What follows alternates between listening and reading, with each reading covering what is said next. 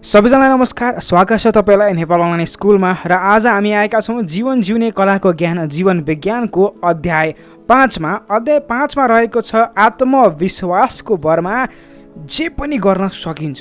सकिन्छ त? ल यो अध्याय अध्ययन गरौँ है त। ल हामी शरीरलाई विभिन्न अङ्गहरूको समूह ठान्छौँ। प्रत्येक अङ्गलाई स्वतन्त्र पनि ठान्छौँ। बुद्धि केवल मस्तिष्कमा सीमित हुन्छ। शरीरको सञ्चालन त्यहीबाट हुन्छ। वास्तवमा हाम्रो शरीर अनेकौँ सङ्गठित अणुहरूको समूह हो। प्रत्येक अणुले स्वतन्त्र रूपले सोच्छन् र शरीरमा सबै अणुहरू मिलेर काम गर्छन्। शरीरका अणुमा बुद्धि व्याप्त हुन्छ। यो कुरालाई नवीन विज्ञानले सिद्ध गरेको छ। बुद्धि मस्तिष्कसम्म मात्र सीमित छैन, सबै अणु सोच्छन्। शरीरको अङ्गलाई काटेर कुनै विषालु औषधि नजिक राख्यो भने त्यो शरीरका जीवाणु टाढा जान खोज्छन्। यो सिद्ध भइसकेको छ। यदि लाभदायक औषधि छ भने यी अणुले ज्ञानको परिचय दिन्छन्। बुद्धिको एकमात्र स्थान मस्तिष्क हो भन्ने ज्ञान हामीमा छ। त्यसैले ज्ञान वा सोच्ने शक्ति मस्तिष्कमा मात्र छैन, शरीरका सम्पूर्ण अङ्ग र जीवाणुमा पनि हुन्छ भन्ने सत्य मान्न अझै हामी तयार भइसकेका छैनौँ। हाम्रा सबै शरीरले सोच्न सक्छन्। हाम्रो मनमा आएका विचार, भाव जस्तै आशा, निराशा, भय वा शोकको प्रभाव हाम्रो पुरा शरीरमा पर्ने कारण यही हो। हाम्रा शरीर र त्यसका अणुहरू प्रभावित हुन्छन्। बुद्धि केवल मस्तिष्कमा सीमित छैन, अपितु शरीरका सबै जीवाणुहरूमा पनि छन् भन्ने कुरा मनोवैज्ञानिक चिकित्साको आधार बनेको छ। उदाहरण, अन्धो व्यक्तिले औँलाको स्पर्शले सबै थाहा पाउँछ। दिमागमा पाइने श्वेत जीवाणुलाई अन्धो व्यक्तिको औँलाको रोम छिद्रमा देख्न सकिन्छ। अर्थात् मस्तिष्कका जीवाणु अन्धा मानिसको औँलामा उत्पन्न हुन्छन्। मस्तिष्क निन्द्रामा पनि सक्रिय रहन्छ। हृदयको ढुकढुकी चालु राख्न अर्को मस्तिष्क सक्रिय रहन्छ, अर्थात् त्यो अङ्गका जीवाणु आफ्नो सोच्ने क्षमताको बल मुटुलाई चलाइरहन्छन्। दुर्घटनामा पर्दा मस्तिष्कमा चोट पुग्दा मस्तिष्कका धेरै तन्तु नष्ट हुन्छन्, तर सोच्ने शक्ति रहिरहन्छ। त्यसमा अधिक प्रभाव पर्दैन। एक वैज्ञानिकले यही परीक्षण भ्यागुतोमा गरे। भ्यागुतोको टाउको काटे र खुट्टाको बीचको तेजाबको एक थोपा हालिदिए। त्यो भ्यागुता घसेर त्यो तेजाबको हिस्सालाई हटाउन खोज्यो। कोसिस लगातार जारी रह्यो। वैज्ञानिकले खुट्टा पनि काटे, भ्यागुतेले फेरि पनि प्रयत्न जारी नै राख्यो। यो प्रयोगबाट के सिद्ध भयो भने सम्पूर्ण शरीरमा सोच्ने विचार गर्ने शक्ति छ र बुद्धिमान मस्तिष्क नहुँदा पनि कार्य जारी नै रहन्छ। यो कुरा साँचो हो। मस्तिष्कका जीवाणुहरू शरीरका शेष जीवाणुहरूभन्दा बुद्धिमान र अनुभवी हुन्छन्। त्यसैले मस्तिष्क जीवाणुलाई प्रधान भनिन्छ। मस्तिष्कले शरीरका केही सानो भागमा मात्र कार्य सञ्चालन गर्छ। अन्य भागमा क्रियाका सञ्चालन मस्तिष्कबाट हुँदैन।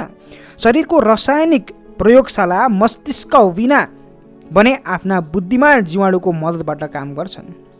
वास्तवमा जीवाणु मस्तिष्कको महत्त्वपूर्ण हिस्सा हो। प्रत्येक जीवाणु सानो स्टेसन हो जुन मस्तिष्क रूपी ठुलो स्टेसनसँग जोडिन्छन्। त्यसैले मनमा प्रेम, ईर्ष्या वा क्रोधको भाव तुरुन्त जीवाणुमा झल्किन्छ। मन प्रसन्न छ भने प्रत्येक जीवाणु प्रसन्न हुन्छन्। यसको प्रत्यक्ष प्रमाण जब हाम्रो मनमा आशा र प्रसन्नता आउँछ, हाम्रो शरीर हलुका हुन्छ, स्वस्थ र काम गर्न उत्सुक हुन्छ। मनमा निराशा छ भने शरीर थाकेको, बलहीन हुन्छ।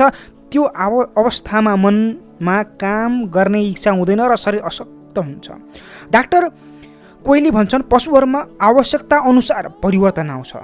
जिराफको घाँटी लामो हुनुको कारण यही हो। जिराफको पूर्वजलाई घाँसभन्दा अग्ला रुखका पातको भरमा बाँच्नु पर्थ्यो। तब उसका बुद्धिमान अणुहरूले सोचे घाँटी लामो बनाउनु जरुरी छ। त्यसैले हात्ती जातिको नाक बढाएर सुँडको रूप दिए। टुप्पामा औँला जस्तो पनि देख्न सकिन्छ। शरीरलाई बढाउने अणु आकारमा बढ्दैनन्, अणु त सङ्ख्यामा बढ्छन्। यसरी शरीरको विकास हुन्छ।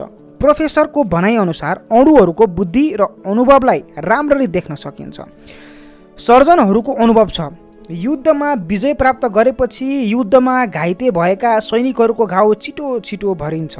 युद्धमा पराजित भएका सैनिकको घाउ ढिलो भरिन्छ। यसबाट के बुझिन्छ भने मनको उल्लास र विजयको खुसीको भावनाले नै शरीरलाई स्वस्थ बनाउन सहयोग गर्छ। वैज्ञानिकहरूलाई कडा रोग लाग्नु र उपचार गर्दा पनि बिसेक नहुनु समस्याको पछाडि मानसिक निराशा हुन्छ भन्ने कुरा थाहा पाइसकेका छन्।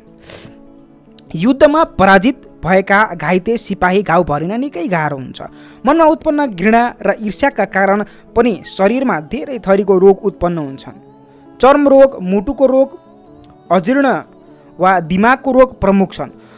दुर्भावले रगत अशुद्ध तुल्याइदिन्छ। त्यसले शरीरको शक्ति र साहसलाई बिस्तारै नष्ट गर्छ र परिणामस्वरूप रोगहरू उत्पन्न हुन्छन्। आशा र निराशाले हाम्रो शरीरमा कस्तो प्रभाव पार्छ भन्ने कुरा थोरैलाई मात्र थाहा छ। चिन्ता, निराशा, एक्लोपन रोगीका लागि घातक हुन्। मनमा निराशा वा शोकलाई प्रवेश दिँदा हामीले स्वास्थ्यको कति हानि गरिरहेका छौँ भनेर हामीले कहिल्यै सोच विचार गरेनौँ। चिन्ता वा निराशाका विचारले शरीरका प्रत्येक जीवाणु साहस र शक्ति छेड हुन्छ। फलस्वरूप शरीरमा अराजकता र अशान्ति फैलिन्छ। त्यसै कारण कसैको नराम्रो खबर सुनेर वा प्रियजनको मृत्यु सुनेर कयौँ मूर्छित भएका छन्। यसको कारण के हो भने शोकको प्रभाव मनमा मात्र पर्ने होइन, शरीरमा पनि पर्छ। त्यस्तै गरी प्रसन्नताको खबर पाउँदा रोम रोम आनन्दित हुन्छ, शरीरमा स्फूर्ति बढेको अनुभव हुन्छ।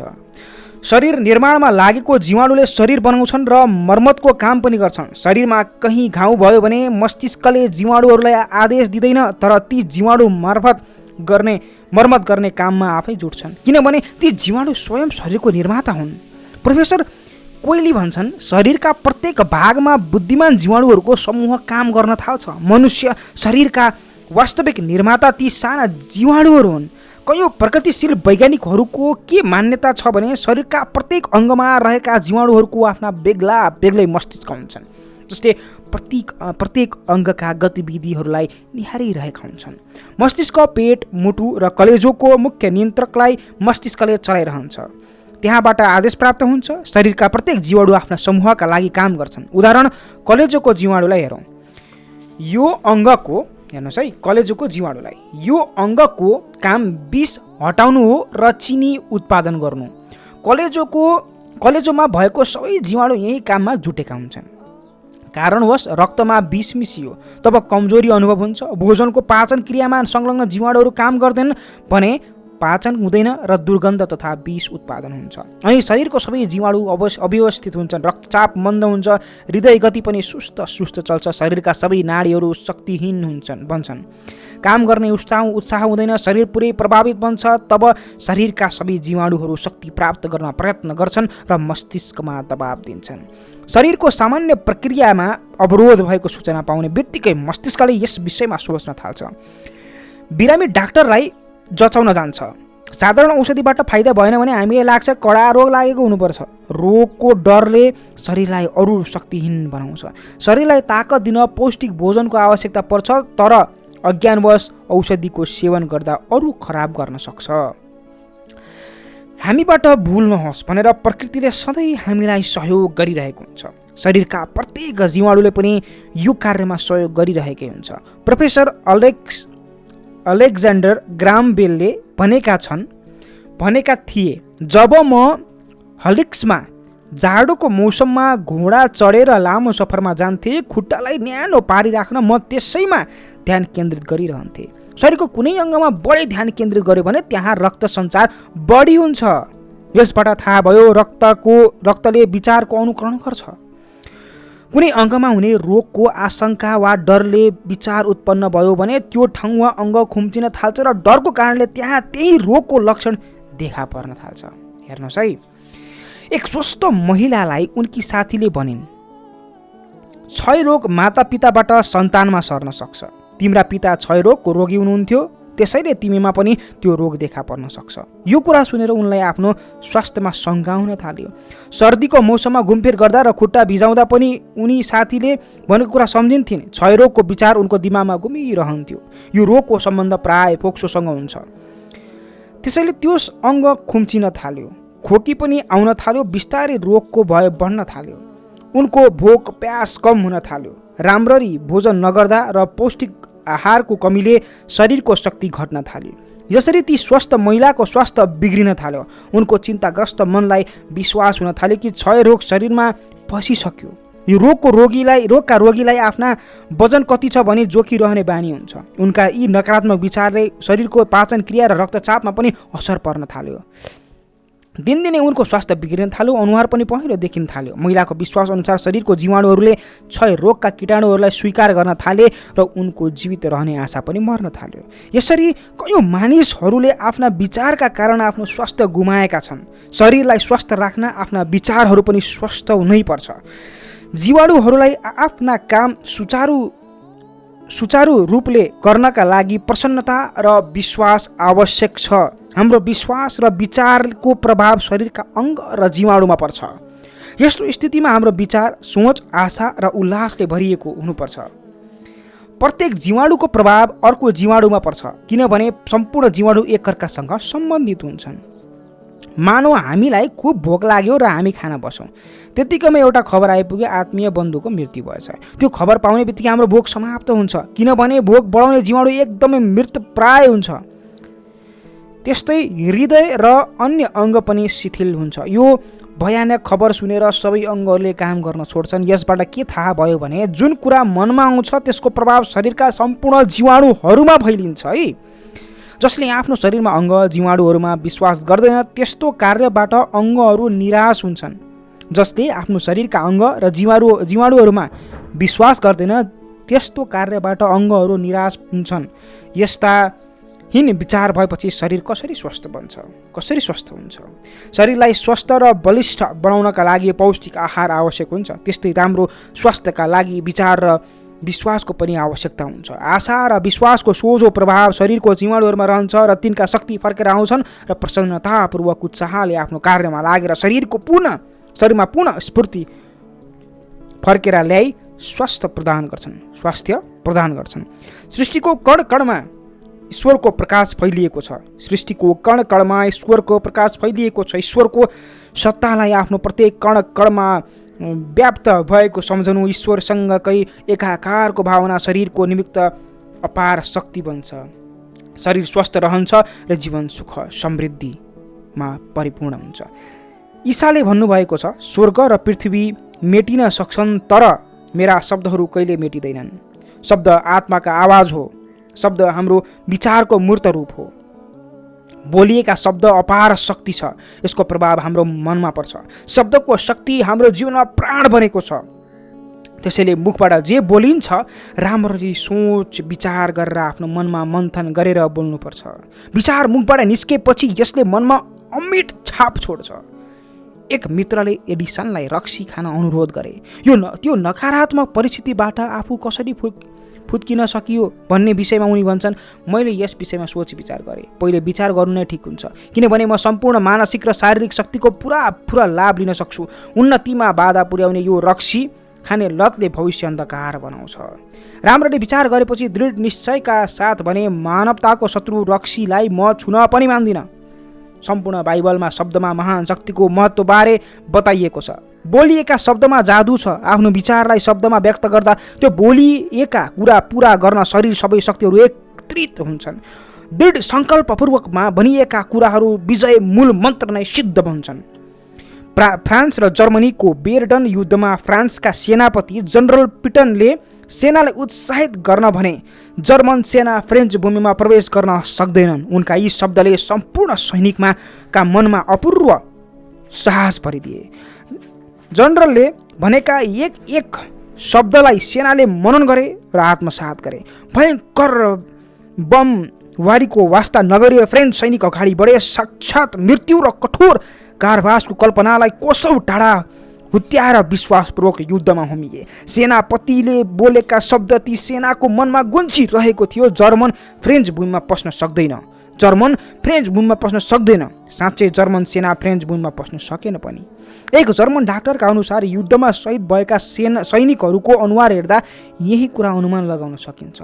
अनेक घाइते र मूर्छित सैनिकहरूको कसिलो मुठीले यही निश्चय दोहोऱ्याउँछ, यो शब्दकै जादु हो जसले सैनिकलाई फ्रान्समाथि विजय प्राप्त गर्न नदिन प्राणको बाजी लगाउन प्रेरित थियो। हामीले पनि म अवश्य हामीले पनि म अवश्य सफल हुन्छु भनी दृढ निश्चय गऱ्यौँ भने सफलता निश्चित छ।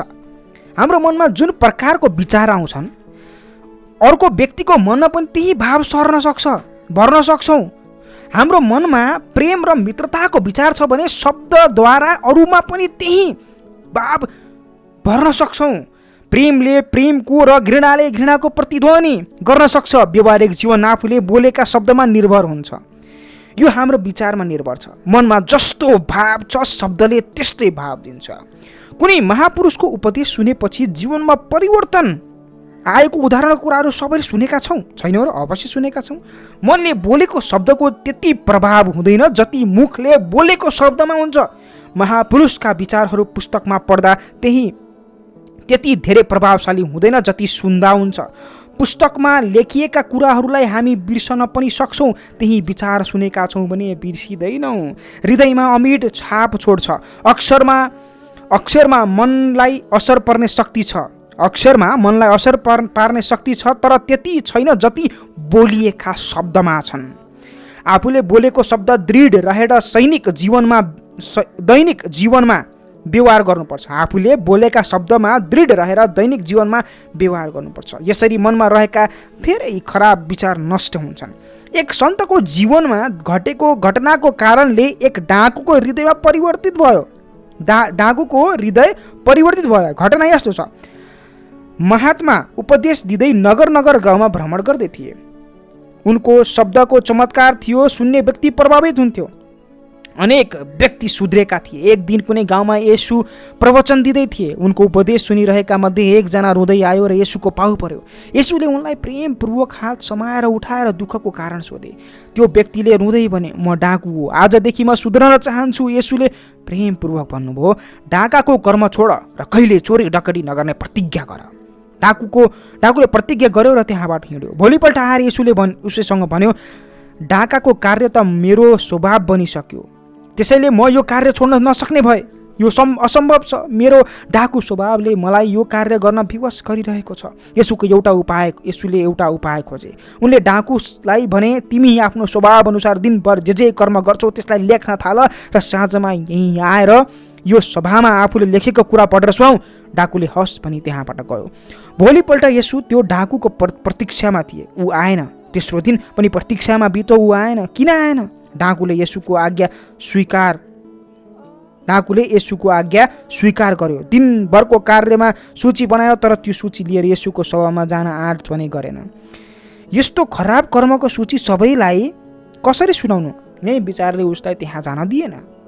आफैमा लज्जा भयो। धेरै दिन बित्यो, ऊ आएन। अन्त्यमा उसले निश्चय गर्यो, अबदेखि म त्यस्तो काम गर्दिनँ जुन सबैलाई बताउँदा लाज बोध हुन्छ। यसरी त्यो डाकुको जीवन धारा बदलियो। अब ऊ डाकु रहेन, ऊ त असल व्यक्ति पो बनेको छ। हामीले शब्दमा गरिएका प्रतिज्ञाको असर हाम्रो मनमा पर्छ। मनुष्यको जीवनमा अभूतपूर्व परिवर्तन ल्याउने हो भने यी शब्दको शक्ति हो। यसले सामान्य व्यक्तिलाई अग्लो उचाइमा पुर्याइदिन्छ। हामी मनमा पनि कुरा गर्न सक्छौँ। हाम्रो मनले हाम्रो कुरा सुन्छ र त्यही व्यवहार गर्न खोज्छ। मनको कुरा प्रकट रूपमा भनियो भने मनमा त्यसले 2 गुणा असर पार्दछ। मनले हाम्रो कुरा सुन्छ र त्यही अनुसार गर्न खोज्छ। मनको कुरा प्रकट रूपमा भनियो भने मनमा त्यसको 2 गुणा असर पर्दछ। हेर्नुहोस्, चरित्र र जीवनमा बोलिएको शब्द ठुलो शक्ति छ। चरित्र र जीवनमा बोलिएका शब्दको ठुलो शक्ति छ। धेरै मानिसले आफ्नो मनसँग कुरा गर्दै गर्दा जीवनमा आशा र उल्सा भरेका छन् र निराशा विजय प्राप्त गरेका छन्। यस्ता व्यक्तिले म चिन्दछु जसले आफ्नै मनसँग कुरा गरी दृढ आत्मविश्वासद्वारा जीवनमा महान कार्य सफल गरेका छन्। जसले आफ्नो शक्तिमा सन्देह गर्छ ऊ कहिल्यै सफल हुँदैन। हाम्रो आत्मविश्वास जति बढ्दै जान्छ हाम्रो कार्य शक्ति पनि त्यसरी नै मजबुत हुँदै जान्छ। म एउटा दुर्बल पातलो मानिसलाई चिन्दछु। उनलाई आफू अशक्त छु भन्ने थाहा छ, तर एक मनोवैज्ञानिकले उसलाई दुब्लो पातलो मानिसमा पनि आफ्नै ढङ्गको अपार शक्ति हुन्छ भने विश्वास दिलाए। ती व्यक्तिले दुब्लो मानिसलाई एउटा मेचमा शिर र अर्को मेचमा खुट्टा राखेर सुताए। त्यो व्यक्ति आफूमा अर्को एक दुई व्यक्तिको भार सहन गर्यो। आत्मविश्वास उसमा जाग्यो, उसमा सामर्थ्य पनि भरिन थाल्यो। विचारणीय के छ भने त्यो व्यक्तिमा त्यत्तिका शक्ति कहाँबाट आयो? मनोवैज्ञानिकले ऊ दुर्बल अशक्त छैन भन्ने कुरामा मनमा राखिदियो। फेरि त्यो वैज्ञानिकले तिमी दुर्बल नै छौ, शक्तिहीन नै छौ भनिदिँदा ऊ ललाक लुलुक भएर गल्यो। आफूलाई अशक्त ठान्न लाग्यो। उसको विश्वास लुप्त भयो। परिणाम उसको शक्ति सबै लुप्त भयो। आत्मविश्वास समाप्त भयो। हाम्रो सफलता हाम्रो विश्वासमा निहित छ। बिना आत्मविश्वास कोही अगाडि बढ्न सक्दैन। हामी प्राय सन्देह र सङ्कुचित विचारको सीमामा हुन्छौँ र विश्वासको सीमाभित्र जानै चाहँदैनौँ। हृदयमा विश्वासको दियो नबलुन्जेल विजय निश्चित हुँदैन। वैज्ञानिकले व्यक्तिमा बाहिरबाट शक्ति भर्न सक्छ? वैज्ञानिकले व्यक्तिमा बाहिरबाट शक्ति भर्न सक्दैन। तब शक्ति कहाँबाट आउँछ? वास्तवमा यो शक्ति मनोविज्ञानले भर्छ। जसरी पहलमानले मांसपेशीहरूको बुद्धिको मुख्य कारण उसको मन हो, दुर्बल मन भएको व्यक्तिमा त्यतिकै मांसपेशीहरू थपियो भने उसले थाम्नै सक्दैन। शक्ति शरीरभन्दा बढी मनबाट आउँछ। जसै हाम्रो आत्मबल बढ्छ, कार्य शक्ति पनि बढ्छ।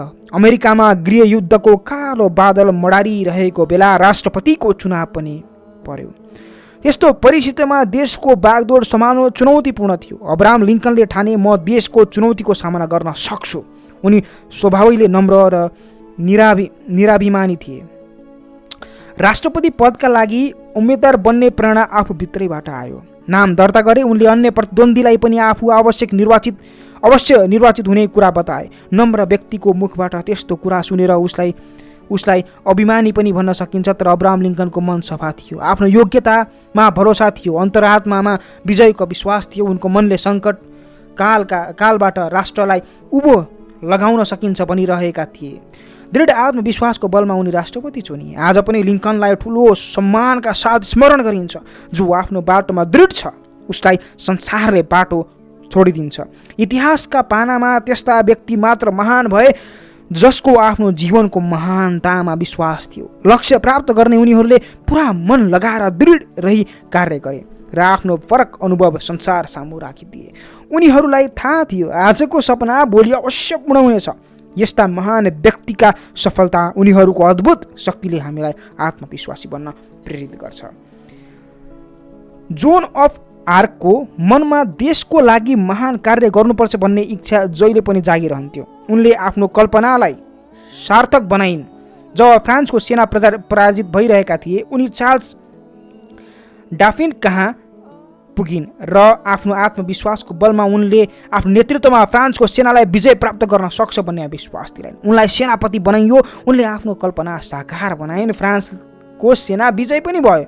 जोन सानै बच्ची छँदा गाउँमा उनी भेडा चराउँथिन्। उनको मनमा विश्वास त्यति बेलादेखि नै थियो म फ्रान्सलाई स्वतन्त्र गराउनेछु। छोरीको कुरा सुनेर उनका पिताले उनलाई मार्ने धम्की समेत दिए। यही स्वतन्त्रताको भावनालाई साकार तुल्याउन उनी सेनामा भर्ती भइन्।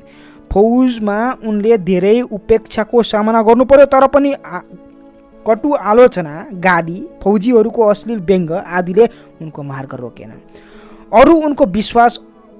बरु उनको विश्वास अझ दृढ भयो। एक ग्रामीण बालाले फ्रान्सको सेनापति जस्तो गौरवशाली पद सम्हालेर कुशलतापूर्वक सेना सञ्चालन गरी फ्रान्सलाई स्वतन्त्रता दिलाउने अद्वितीय सफलता प्राप्त गर्नु चान्चुने कुरा थिएन। यो सजिलै विश्वास गर्न सकिने कुरा पनि होइन। इतिहास साक्षी छ। यी ग्रामीण बालाले यो साहस र चुनौतीपूर्ण काम सफलतापूर्वक गरेर देखाइन् पनि। यो महान कार्यलाई सफल तुल्याउने उनको आत्मविश्वास थियो। यसैमा दृढ रहेर उनले अद्वितीय चमत्कार देखाउन सकिन्। फ्रान्सलाई स्वतन्त्र बनाउँछु भन्ने उनमा विश्वास थियो। यसैमा उनी अडिग रहिन्। उनको मनमा अलिकति मात्र पनि अविश्वास घुसेको भए उनले यसरी सफलता पाउन सक्ने थिएनन्। आत्मविश्वास भर परेर पियरेले उत्तरी ध्रुवको खोजी गरे।